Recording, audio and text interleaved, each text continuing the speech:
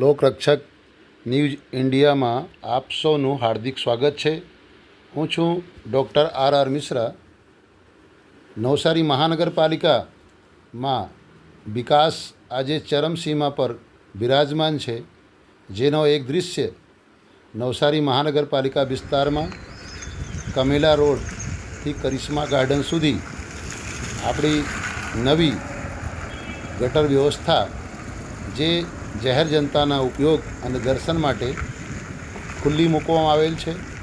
આ વિકાસનો એક મહાપ્રદર્શન કહેવાય કે આ ગટરનો પાણી કેવું આવતું હશે અને કેવી રીતે એ રોડ પર વહે છે અને એના ઉપર ચાલતા નાગરિકો અને એને વિસ્તારમાં રહેતા માણસોને રોગચાળો ફેલાશે, જેમાં અમારા ગુજરાત પ્રદૂષણ નિયંત્રણ કંટ્રોલ બોર્ડ અને અમારા નવસારી મહાનગરપાલિકાના આરોગ્ય અધિકારી આ જોઈને આ પ્રભાવિત ક્ષેત્રોમાં કંઈ તપાસ કરીને કાર્યવાહી કરશે કે લોકોને દિવ્ય દર્શન અને ઉપયોગ માટે ખુલ્લું રાખશે, એ જોવાનું હવે બાકી રહ્યું।